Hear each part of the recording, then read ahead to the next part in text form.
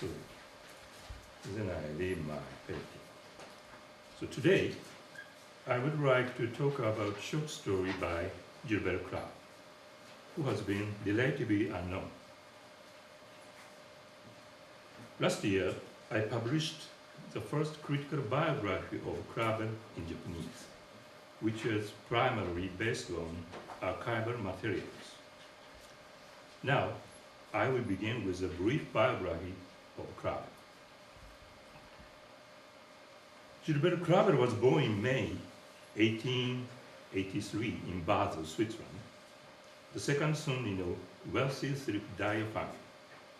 Clavel suffered from serious health problems, including a bout with spinal tuberculosis during childhood, which left him hunchbacked. Because of his need for warmer weather, Clavel stayed for long periods in Capri, Naples, and Positano, Italy, from 1907 until his death in 1927.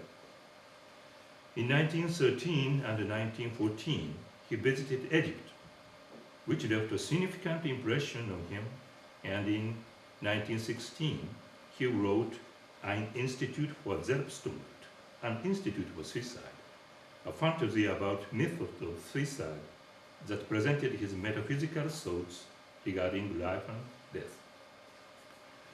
Its Italian translation by Italo Taborato was published in 1918. In 1917, Clavel became acquainted with Fortunato de Pero, an Italian futurist painter based in Rome at that time.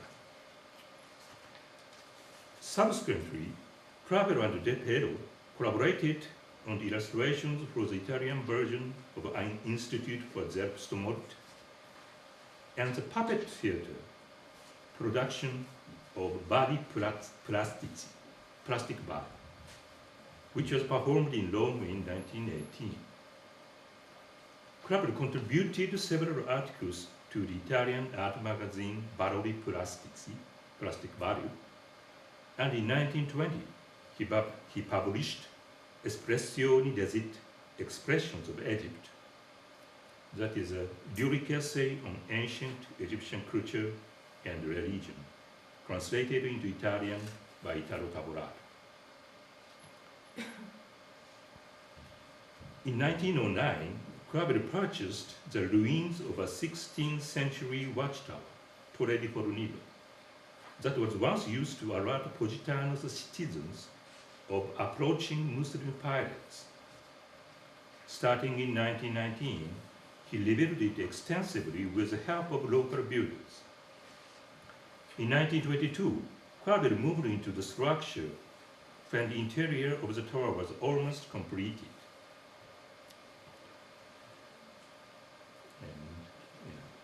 And this is a photo of the piano nobile of Torre di Fornillo. So, he eventually met Meister Leeds, a master builder from Germany, and they began blasting and drilling into the rocks adjacent to the tower to create additional rooms for Clavel's younger brother, Lune. Clavel referred to his labyrinth underground complex of rooms and corridors as architecture of the chthonic. The term chthonic from the ancient Greek means in, under, or beneath the earth. The chthonic labyrinth and underground rooms of the tower were connected by porticos and underground corridors to form one architectural complex, which is his most important artistic work. Clavel called it Castel Clavel, Clavel's castle.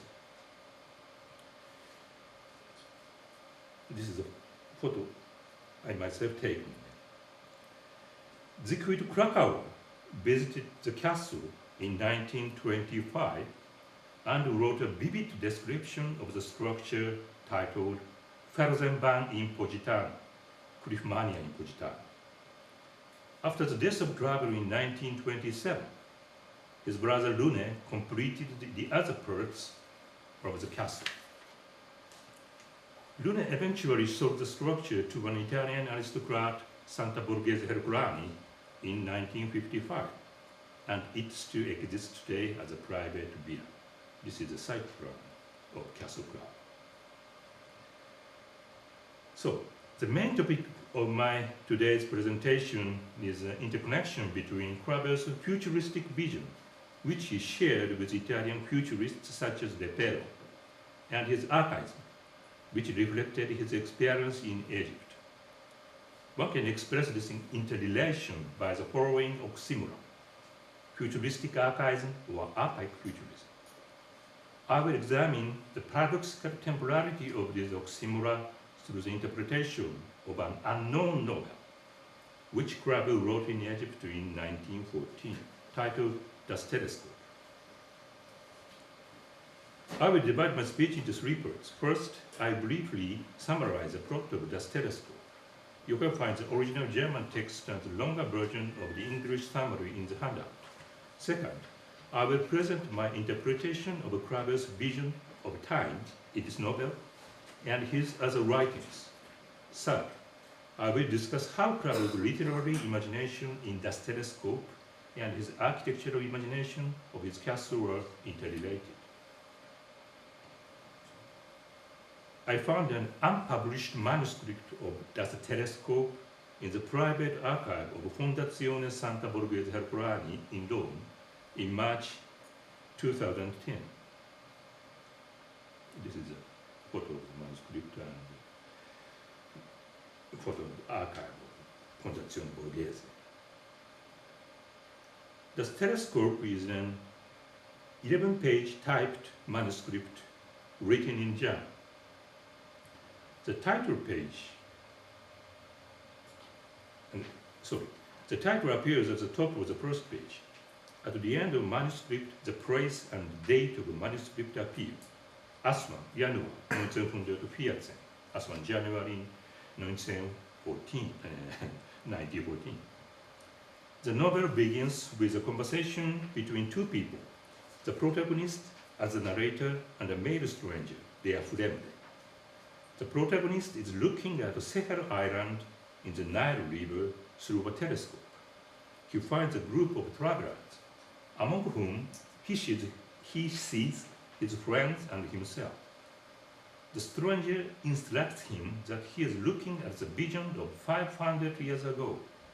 According to his explanation, the protagonist died from heat stroke 500 years ago on Sahel Island. But he has now returned to reality into, quote, the timeless rotation of the existence, unquote. The protagonist asks the stranger how it is possible to see fleeting phenomena such as the vision of his traveling companions. The stranger answers, every phenomenon makes a double image, Doppelbild, in its surroundings, insofar as it is related both to human life and to one's sensory perception. The double image becomes connected with matter. The process is similar to the chemical transformation of a photosensitive plate. But the double image is almost indestructible because a little bit of matter that is connected with the image is enough to preserve it. One can recover blanks of an image through one's own memory, because one can later reproduce everything that one has seen and thought in one's whole life, even what one perceived unconsciously. The stranger proposes to the protagonist to transfer him to a time where his memory and will cannot reach. The protagonist wants to travel 2,000 or 3,000 years ago and see rituals in the temple of the Egyptian god Kun on Elephantine Island.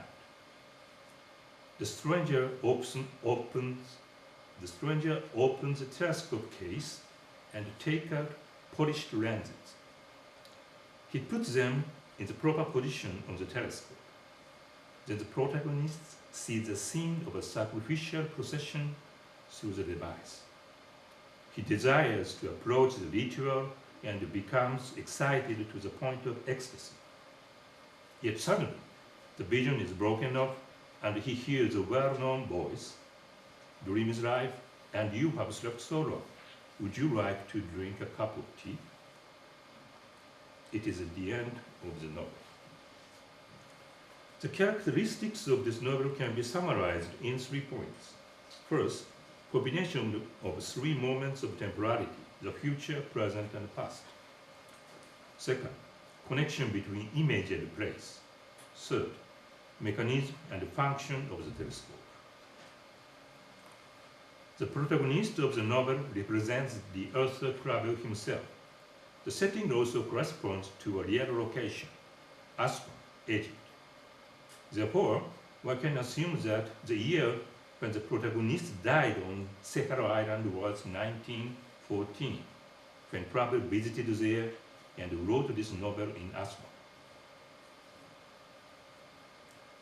The protagonist exists in the future, 500 years later, in 2414, and sees through the telescope a vision of 1914, which is present for the author, Crabbe himself, similar to the view of the remote past of 500 years ago. The stranger talks about the near future in 50 years as a past event. Finally, the protagonist experiences vividly the ancient past of 3,000 years ago, that is a vision of the time of 2,500 years ago for the Earth. These combinations of 3 moments of temporality gives us, as readers, the impression that we have repeatedly time travel. The stranger refers to the timeless rotation of existence. According to Crabbe's diary entry dated December 19, 1913, shortly before writing Das Telescope, he experienced a kind of eternal return in Aswan, when he saw from the terrace of the hotel a shadow of a bird crossing a sand mountain. A voice within him told him that the future would be as, quote, it was already once so, unquote. It was an experience of a circle of time, which eventually completed itself.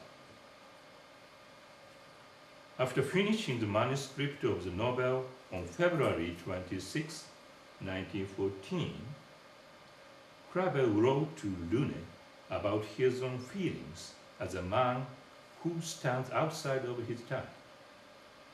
The word timeless means this feeling of being an outsider to his contemporary world. But there was a unique modernity in this timelessness. Crabbe cited in the same letter a comment of his friend Charlotte von Grubiner that he was quite a modern man in everything that he tried to express. What is the modern quality of this telescope? We can find it in the short circuit between the future and the ancient time. The description of a sacrificial procession for Kunlun is the most vivid and exciting part of the novel.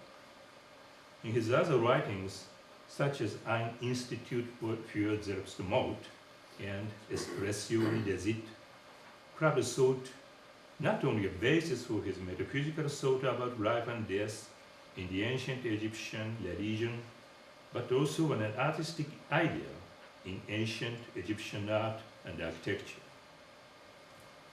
Crabbe's futuristic modernism was deeply rooted in his experience of archaic art.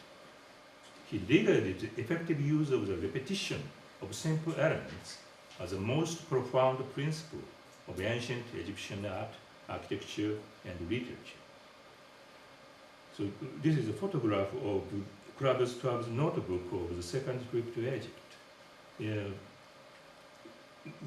Here you can see the title, Die Wiederholung, repetition. In this page, Crabbe discusses ancient Egyptian principle of art, architecture, and literature, etc. This is also a photograph of a page of Kraber's travel notebook, and here you can see the Vida Forum, repetitions in the nature and in the art. So, this principle influenced the style of body plasticity, plastic body. The procession of its puppets resembles Egyptian people in the wall paintings or reliefs of the interiors of pyramids. In this sense, Kraber's Futurism is archaistic and his Archaism is modern, even futuristic.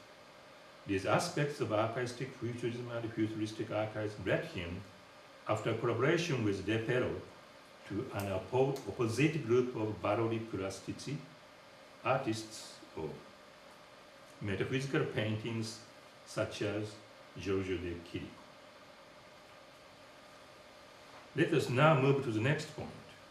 Kraber explained double images of the past even as if there was a chemical transformation of a photosensitive plate. These double images always require matter to stick to the plate. Therefore, they also stick to the space and the place where the matter exists. Kraber got this idea from a dream he had in Pompeii. He wrote in a letter to Lune dated August 13, 1913, after the first trip and before the second trip to Egypt, about a dream novel, Crown Novel, in which the events take place backward in the same way as running a film in reverse. This dream novel could be Das Telescope, although the latter lacks the motive of moving backward. Its basic idea is that anything that the human eye sees once will not be lost and can be restored with a proper method and components. Kraber asks his brother to imagine the region of Pompeii as a photosensitive plate on which layers of images were deposited and buried. According to Kraber, chemistry could already identify a liquid that someone had drunk several thousand years ago by analyzing its decomposed residue. He thinks that it is possible to reconstruct images of the remote past from the remaining layers of a place, which are produced by the events being seen with the human eye. The images of past events are connected inseparably with the place where they formed the layers. Now, I would like to shift to the third point. The process of reproducing past images corresponds to the development of a photographic image. The telescope used for viewing the past is a technological device, a gadget of science fiction, to develop one of the layers of the Earth into a sequence of images, just as one develops a photographic paper into a visual image. This gadget is a very early example of a time view. The telescope is a simple system of polished lenses, but it sometimes requires the aid of the spiritual eyes, that is, the unconscious memory and the will of the viewer, to fill in the blanks of restored images. It is a machine that connects the viewer's psyche to material residues of double images of a certain past event, so that the slight turn of lenses can cause vertigo in the viewer, and it is very dangerous to view the restored images for too long. This apparatus reminds us of silent films. Because Kraber was interested in the ruins of Pompeii, he might have seen the Italian film The Last Days in Pompeii in 1913. He can also find a similarity between the scenes of a sacrificial procession for Cunum and the scene of the Temple of Moloch in another Italian film, Cabiria, although this film was released in 1914 after Kraber's second trip to Egypt. But there is a crucial difference. moving images in film were made for and presented to the public, but those in the telescope were seen by only one viewer and could be personalized by his own psyche. Krabbel's telescope is not an entertainment machine to show fictive spectacles, but a quasi-scientific apparatus to reveal the real past of a certain place. Now I would like to shift to the last part concerning the interrelation between Krabbel's literary and architectural imagination. Krabbel was a friend of Karl Albrecht Bernoulli, who published the book Johann Jakob Beethoven und das Natursymbol, Johann Jakob Beethoven and the Nature Symbol, in 1924. In autumn 1926, Bernoulli presented the book to Krabbel, who read it intensively to learn about Beethoven's Das Mutterrecht, Mother Right, and the other relevant works. At the end of August 1927, shortly before his death, Krabbel sent a letter to Bernoulli in which he confessed that it was extremely important for him to learn about the works of Beethoven. Krabbel wrote, quote, "I have created in recent years, as a solitary act of inner need, an architecture of the Chthonic in Positano that is a background and an opposing force to a pentagonal tower connected with underground rock corridors that lead into the depths of a mountain and its caves. I think, like Beethoven, that we can reach primordial symbols and the myth of ancient peoples only through images and with emotions."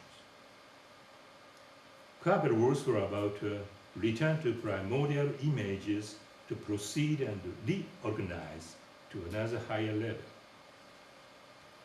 Krabbel appears to have borrowed the term primordial images, Urbilder, from Bernoulli's book, which had a citation from Cosmogonische Eros on the Cosmogonic Eros by Ludwig Kragers. Quote, "Primordial images are appearing past souls." Unquote. To sum up, through the influence of Beethoven, Krabbel regarded his architecture of the Chthonic as a suitable location to seek primordial images emotionally, examine the myth of ancient people, and explore the possibility of metaphysical forces, similar to an ancient Chthonic cult in search of a higher level of existence.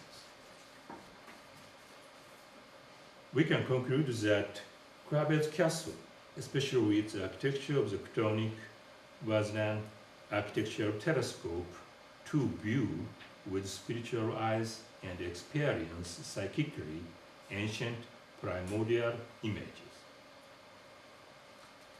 They are connected inseparably with the space and place of the castle in Positano.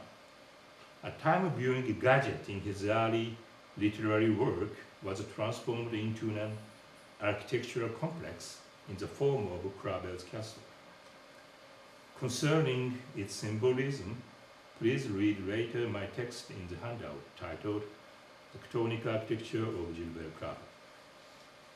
Primordial images are not a view of a chronological, real past, but an anachronistic inner vision. I have shown that there was already in that telescope this anachronistic temporality of a spiritual vision of the past. It would be interesting to examine the temporality of Krabbel's primordial images in comparison to Benjamin's concept of dialectical image within the framework of Giorgio di Huberman's concept of the anachronism of images, but such a comparison must await future studies. Thank you for your attention.